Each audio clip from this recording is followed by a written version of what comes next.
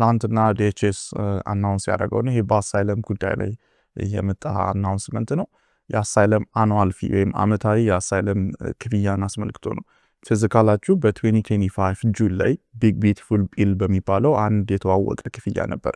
አንድ ብቻ ሳይሆን መልቲፕል የሆኑ ክፍያዎች ነበሩ። ግን ከአሳይለም አንጻር አንድ ያስተዋወቁት ክፍያ አመታዊ ክፍያ ነው። አመታዊ የአሳይለም ክፍያ አሳይለማችን በፍርድ ቤት ይሁን ኦር ዩኤስሲአይኤስ ጋር በቆየበት አመት መጠን በየአመቱ $100 እንድንከፍል ያስገድዳል። ይሄ ህግ ማለት ነው። የፍርድ ቤት ያለው ክፍያ ቀጥሏል። ነገር ግን ዩኤስሲአይኤስ ጋር ያለው ክፍያ ለጊዜው በፍርድ ቤት ውሳኔ ታግዶ ወይም ዩኒቨርሳል ኢንጀክሽን ገጥሞት ነበር፣ ሪስትሪክት ተደርጎ ነበር። በኋላ ላይ ግን የይግባኝ ፍርድ ቤት ስላነሳው ክፍያው እንዲቀጥል ዩኤስሲአይኤስ ወስኗል። ስለዚህ አሁን ያለው የክፍያ መጠን እንደውም ኢንትረስት አዳርገውበት $102 ነው እየተከፈለ ያለው።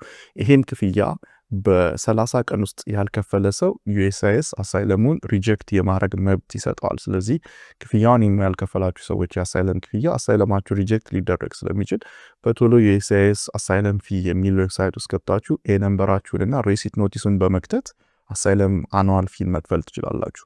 ምናልባት ሎየር ያላችሁ ሰዎች እነሱም ሊረዷችሁ ይችላሉ። ከዛ በኋላ ደግሞ ቢያንስ ብትችሉ የከፈላችሁበትን ፊ ሪሲቱን አወርዳችሁ ዩኤስሲአይኤስ አካውንታችሁ ውስጥ ብታስገቡ እንደ ኤቪደንስ ጥሩ ነው። ምክንያቱም አንዳንዴ እናንተ ከፍላችሁ ዩኤስሲአይኤስ አልከፈላችሁም ሊል ይችላል። እንደዛ ስለገጠመን ነው። አፕሊኬሽን ፊ መጀመሪያ ላይ ከፍለን ዩኤስሲአይኤስ ቻርጅ አድርጎን ከዛ በኋላ ዩኤስሲአይኤስ ክፍያ አልከፈላችሁም ያለበት ወቅቶች አሉ። እንደዚህ አይነት ስህተቶች ይሰራሉ። ስለዚህ ከዛ አይነት ስህተቶች ራሳችሁን ለመጠበቅ ሬሲቱን አስቀምጡት። ከቻላችሁ ዩኤስሲአይኤስ አካውንት ውስጥ ገብታችሁ ኤቪደንስ ፓርት ላይ ዶክመንት ፓርት የሚላለ አካውንታችሁ ውስጥ ኦንላይን ያስገባችሁ ሰዎች እዛ ውስጥ ማስገባት ትችላላችሁ። ኦንላይን አካውንት የሌላችሁ ሰሙ ለዩኤስሲአይኤስ በሜል ብትልኩ እንደ ኤቪደንስ እናንተም ጋር ብታስቀምጡ ይመከራል። እንደምታስታውሰው ከኖቬምበር 2025 ጀምሮ ዩኤስሲአይኤስ ውሳኔ መስጠት አቁሞ ነበር። ያ የተከሰተው ሁለት የናሽናል ጋርድ ሰዎችን አንድ የአፍጋን በአሳይለም አሜሪካ ውስጥ መጥቶ አፕሩቭድ የተደረገ ግለሰብ ጥቃት አደርሶ አንደኛውን የናሽናል ጋርድ ገዶ ነበር፣ አንደኛውን ደግሞ አክስሎ ነበር።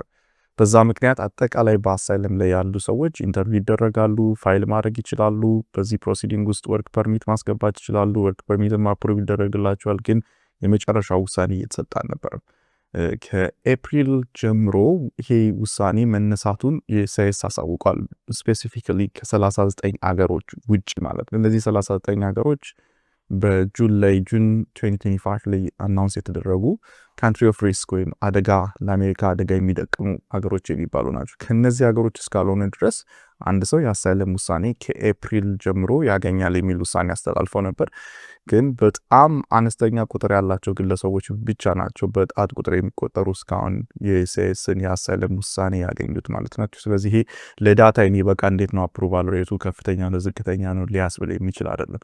እስካሁን ድረስ እንደው ፖዙ ቢነሳ ውሳኔዎች በበቂ ደረጃ እየተሰሙ ስላልሆነ እርግጠኛ ሆኖ መናገር አይቻልም የ2026 እና የ2025 መጨረሻ የአፕሩቫል ሬትን ለመናገር። ኤፕሪል 29 2026 የአሜሪካን ጠቅላይ ፍርድ ቤት በሄዥያን እና በሶሪያን ቲፒኤስ ቴምፖራሪ ፕሮቴክሽን ስታተስ ጊዜያዊ ጥበቃ ዙሪያ ክርክር የቃል ክርክር ሰምቶ ነበር። የአተርኒው ዲኦጂ የትራምፕን አድሚኒስትሬሽን ወክሎ እንደገና የሄዥያን እና የሶሪያንን ክርክሮች ወክለው ደግሞ ሌሎች ተገኝተው ነበር። የእነዚህን የቃል ክርክር ሰምቷል።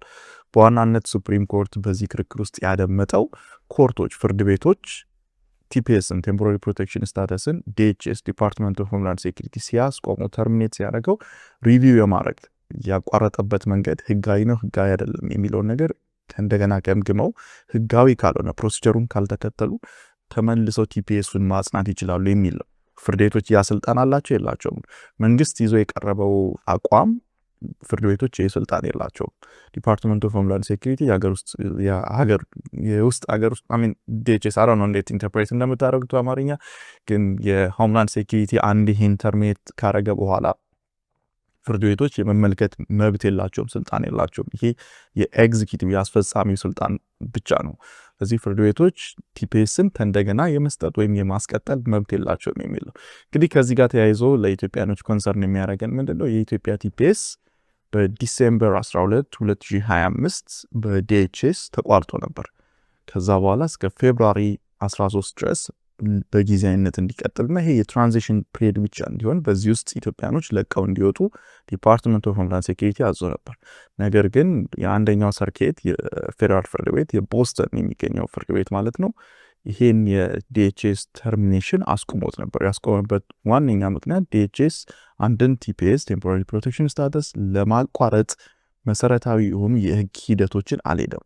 ይልቁንስ በአኒመስ በጥላቻ እንደገና ደግሞ ኢትዮጵያኖች ምንም ፕሮቴክሽን ይገባቸዋል አይገባቸውም የሚለውን ፕሮሲጀራል አሰስመንት ሳያጠና በፍጥነት ያደረገው ነው። ለምሳሌ አንዱ ህጉ የሚያዘው ከስቴት ዲፓርትመንት ጋር እንዲመካከሩ፣ የካንትሪ ኮንዲሽን እንዲያጠኑ፣ ሌሎች ኤጀንሲዎች በዚህ ላይ ሀሳባቸውን እንዲሰጡ ማድረግ ይኖርበታል ዲኤችኤስ ቲፒኤስን ከማቋረጡ በፊት። ዲኤችኤስ ያን ያደረገበት ሂደት አላሳየንም። አንድ ሁለተኛ ደግሞ የትራምፕ አድሚኒስትሬሽን ሆነ በዛ ውስጥ የሚሰሩ ሰዎች ወጥተው ስለ ቲፒኤስ እና በዚህ ፕሮቴክሽን ውስጥ ያሉ ሰዎች ስለ መልካቸው የአሜሪካን ብለድ ይበርዛሉ፣ ክሪሚናል ናቸው፣ እንደዚህ ናቸው እያሉ አሉታዊ መጥፎ የሆኑ ሬሲዝም የሚመስሉ ቃሎቶችን ስቴትመንቶችን ስለሰጡ በዚህ ምክንያት ፍርድ ቤቱ ይሄ ፕሮሲጀሩን የተከተለ ሳይሆን አኒመስ ጥላቻ የጋበዘውና ጥላቻ የመራው ፕሮሲጀራል ኢረር የተፈጸመበት ነው ብሎ የኢትዮጵያን ቲፒኤስ እስካሁን ድረስ አስቀጥሎታል። ስለዚህ የሄዥያን እና የሶሪያንን ቲፒኤስ መንግስት ያለ ፍርድ ቤት ጣልቃ ገብነት ማቋረጥ ይችላል ብሎ ጠቅላይ ፍርድ ቤት ከወሰነ ከነገ ክርክር በኋላ ከትላንት ክርክር በኋላ ማለት ነው አጠቃላይ የኢትዮጵያንም ሆነ የሌሎችን ቲፒኤስ የሚመለከት ነው የሚሆነው።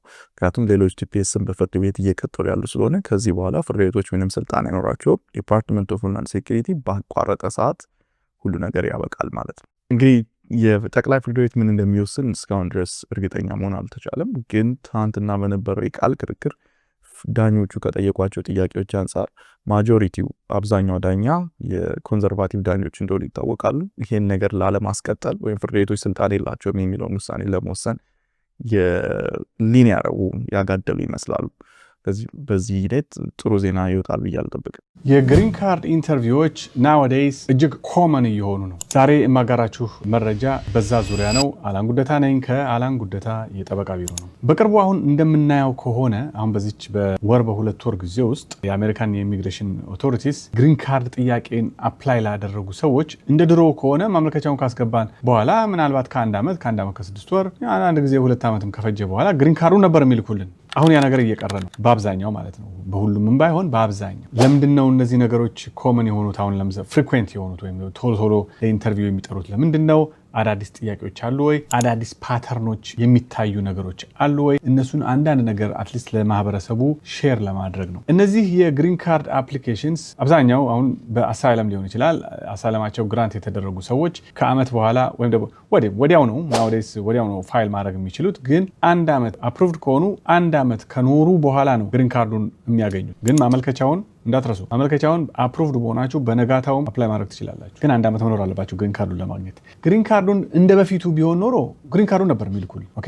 ወይም ደግሞ በትዳር ወይም ደግሞ በፊዮንሴ ቪዛ ይመጣና ከተጋቡ በኋላ አጀስትመንት ኦፍ ስታተስ ፋይል ይደረጋል። ብዙ ጊዜ ዶክመንቶች ዌል ዶክመንትድ ከሆኑ ካርዱን ነበር የሚልኩልን። ናውዴይስ ያ ነገር እየቀረ ነው። ለምንድን ነው? እንግዲህ አዲሱ አድሚኒስትሬሽን ስትሪክት የሆነ ቬቲንግ እየተከተልን ነው። ቬቲንግ ምንድነው? ስክሩቲናይዝ እናደርጋለን። እያንዳንዱ መቼ ነው የገቡት፣ አገባባቸው እንዴት ነው፣ ኢትዮጵያ ያሉ ኤምባሲ ሲገቡ የሰጡት ኢንፎርሜሽን ምን ይመስላል፣ እዚህ ሀገር ደግሞ ወይ ጥገኝነት ሲጠይቁ ወይ ደግሞ ሚስት ነኝ ባል ነኝ ብለው አፕሊኬሽኖችን በሚሞሉ ጊዜ የሚሰጧቸው ኢንፎርሜሽኖች ኮንሲስተንት ናቸው ወይ፣ ትክክል ናቸው ወይ፣ ዶክመንታቸው ቫሊድ ነው ወይ፣ ፎርጅድ የሆነ ወይም ደግሞ ትክክለኛ ያልሆነ ዶክመንት ነው ወይ የሚያቀርቡት። እነዚህን ሁሉ ነገሮች ማየት ጀምረዋል። ስለዚህ ተጠንቀቁ። አዳዲስ ፓተርን አለ ወይ ወይም ደግሞ አዳዲስ ጥያቄዎች አሉ ወይ ለኢንተርቪው? አሁን በቅርቡ በጣም ብዙዎች ኢንተርቪው አብሬ የገባዋቸው ሰዎች አሉ። አንዳንድ ጊዜ እውነት ለመናገር ለምንም ለኢንተርቪው እንደተጠሩም አይገባኝም። እንገባለን በ5 በ10 በ15 በ20 ደቂቃው የሚጨርሱ ሰዎች አሉ። አንዳንድ ጊዜ ግን vulnerable areas አሉ። አሁን ለምሳሌ አንድ ሜጀር ምሳሌ ምንድነው የምሰጣችሁ? ኢትዮጵያ ቪዛ አፕላይ በምታደርጉበት ጊዜ ዲኤስ 160 የሚባል ፎርም አለ። የምትሞሉት ፎርም ላይ እዛ ላይ የምትሞሉት ፎርም ኢንፎርሜሽኖች አሉ። እነዛን ጎልጉለው ያወጡና እዚህ ኢቭን አሳይለም ከተፈቀደላችሁ በኋላ ኢቭን 2 3 4 5 ዓመት ከኖራችሁ በኋላ ለኢንተርቪው በሚትጠሩ ጊዜ ያንን ኢንፎርሜሽን አሁን ካለው ነባራዊ ሁኔታ ጋር ወይም ደግሞ ከናንተ ኢንፎርሜሽን ጋር ያመሳክሩትና የተለያየ ከሆነ ፍሮድ ፈጽመሃል፣ ሚስሪፕሬዘንት አድርገሃል፣ ዋሽተሃል፣ ስለዚህ ግሪን ካርድን እንነጥቃለን ወይም ደግሞ አሳይለም ግራንት የተደረገውን ሪቮክ እናደርጋለን ብለው የሚያስፈራሩበትም ጊዜዎች አሉ ዲስ ዴይስ። ምንድነው ክላይንቱ ማድረግ ያለበት ነው? የመጀመሪያ ማድረግ ያለበት በተቻላችሁ መጠን ፕሊዝ በተቻላችሁ መጠን ከጠበቆቻችሁ ጋር በደንብ ለመመካከር ሞክሩ። እያንዳንዱ ጥያቄ መልስ ይኖረዋል። ደካማ የሆነ ኤሪያችሁን ሽፍንፍን አድርጋችሁ አትለፉ። ለጠበቆቻችሁ ግልጹን ተናገሩ። ለዛ ዝግጅት አድርጉ። የምትናገሩትን ነገር ወቁ። በየቦታው የምትሞሉት ፎርም ደግሞ አንድ አይነት ኢንፎርሜሽን መሆን አለበት። ለምሳሌ ሌላ ምሳሌ ለመጨመሪያ ዲኤስ 160 ላይ ኢትዮጵያ አሁን በአንድ ወቅት ምንድነው ሰውየው አግብቻለሁ ብሏል። አሜሪካን ሀገር መጣ፣ ግንኙነት ጠየቀ፣ አላገባውም ማለት አፕሊኬሽኑ ላይ ማለት ነው። ግራንት ተደረገ። አሁን ኢንተርቪው በሚጠራ ጊዜ የዲቮርስ ሰርቲፊኬት አላያያዘም ወይም ደግሞ የለውም። ተጠየቀ፣ አግብታለሁ፣ አላገባውም። ኢትዮጵያ ያለ ኤምባሲ ቪዛ አፕላይ በምታደርግበት ጊዜ አግብቻለሁ ብለሃል። የሚስቴ ስም እከሌት ናት ብለሃል። አሁን እዚህ ስትመጣ ደግሞ አግብታለሁ ስትባል አላገባውም። የፈታህበት ማስረጃ ደግሞ የለህም። የተለያየ ኢንፎርሜሽን ነው። ቢግ ታይም። ስለዚህ እነዚህ ነገሮች ጠበቆቻችሁ በደንብ ሊያውቁ ይችላሉ። ለምንድነው በደንብ የሚያውቁት? ብዙ ጊዜ ኢንተርቪው ይገባሉ። የኦፊሰሮቹን ባህሪ ያውቃሉ። ምን ላይ እንደሚያተኩሩ ያውቃሉ። ምን አይነት ጥያቄ ልትጠየቁ እንደምትችሉ ያውቃሉ። ስለዚህ ለነዛ ነገር በደንብ ያዘጋጇቸዋል። ኦኬ። እና ፕሊስ ይሄ ከኢንተርኔት ላይ 100 ጥያቄ አውጥታችሁ ወይም ደግሞ 900 ጥያቄ አውጥቶ እሱን ሸምድዶ አጥንቶ ማውጣት ምንም አይጠቅማችሁ፣ በፍጹም የማይጠቅማችሁ።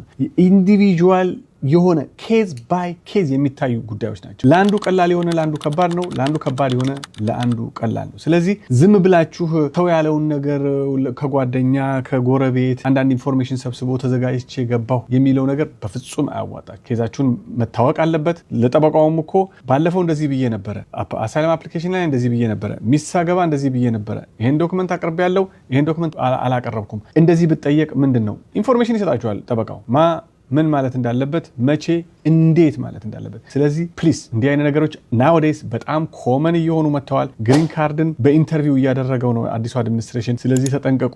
ከባለሙያዎቻችሁ ጋር ለመመካከር ለመነጋገር ሞክሩ። በጣም የሚረዳችሁ መረጃ ነው ብዬ ነው የማጋራችሁ። መረጃ ሁል ጊዜ ለስኬት ቁልፍ ነው። አላን ጉደታ ነኝ ከአላን ጉደታ የጠበቃ ቢሮ ነው።